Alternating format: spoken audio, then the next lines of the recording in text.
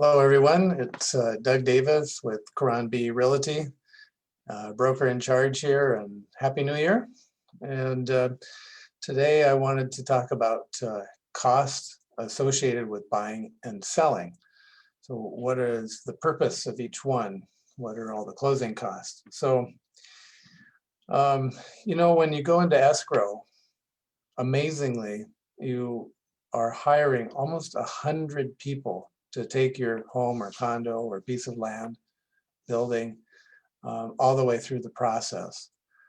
100 people. So you've got the real estate people, you've got surveyors, you've got people that get documents, the management company, appraisers, bankers, fix-up people, handyman, painters, maybe plumbers, maybe home inspectors. Oh my gosh, it just keeps on going. There's like 100 people. So there's cost associated with all of that activity, for all those things that people do to get it closed. That's why real estate's one of the big pushes in economies, because so many people are employed for every transaction. It's amazing. So many of the costs are shared between buyer and seller, and then there's costs that are unique to a seller or unique to a buyer.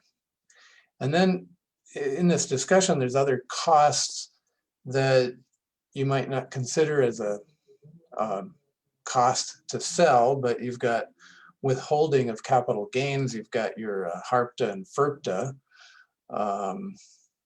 you've got your taxes at the end of each year.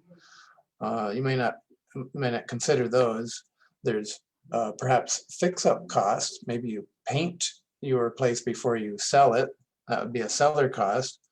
There's a mortgage payoff. A lot of people don't consider that a closing cost, but it's on your closing statement. And then there's prorations. Prorations aren't really closing costs, but they show up on your closing statement, like maintenance fees. You get pro rata for for a seller for the days you used, and then the buyer has to pay for the days from the closing date on forward. Real property tax, you may have prepaid, so you get a refund, depends on what time of the year you're doing. There's insurance, pro rata. So those are kind of the odd ones. But the ones associated with just the selling part's what I'll go over now. So condos may have different costs. Well, they do have different costs than selling a house versus selling a piece of land versus selling a commercial building, for example. Each one would have a little bit different. But seller costs, almost always the brokerage fee is paid by the seller. And then title insurance and escrow charges are usually split. Title insurance is almost split. Seller pays 60%, buyer pays 40%. That's the title insurance. And then they do split 50-50 the cost of the escrow to take it through from opening escrow to the closing date, recording date. There's association cost. So if you have a association, you are going to have a transfer fee, which a seller would pay.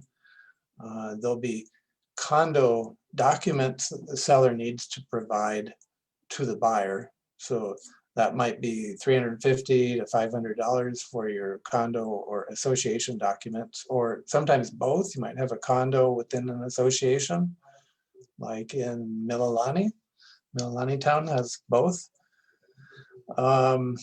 There'll be notary fees for both sides for doing the deed or the mortgage. Recording fees, seller cost to the government when it's transferred. Conveyance tax, seller cost. Survey.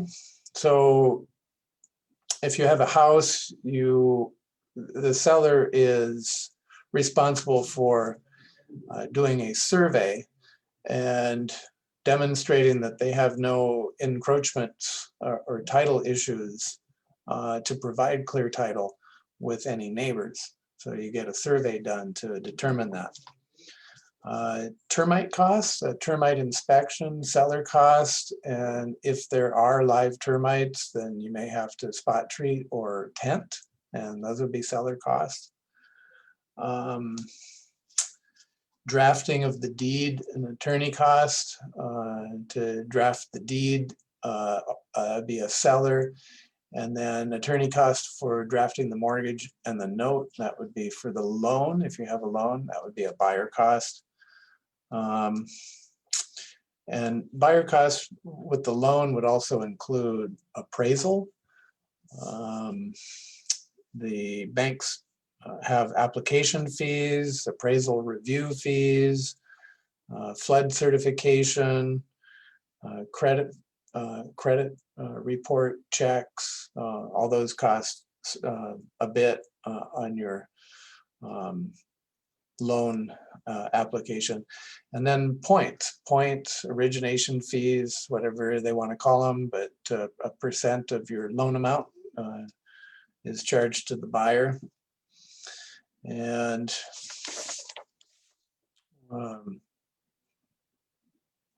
that's the majority of them. There could be other unique charges that one might have for something unique for each property. But that's basically it. Your percentage for a seller is usually under 2%, maybe 1.5% to 2% of the sale price for the cost to do the little things, the escrow, the title, the conducts, the termite, all that sort of thing, but not including your mortgage payoff, brokerage fee, and any government taxes, city, state, federal, that you'd have.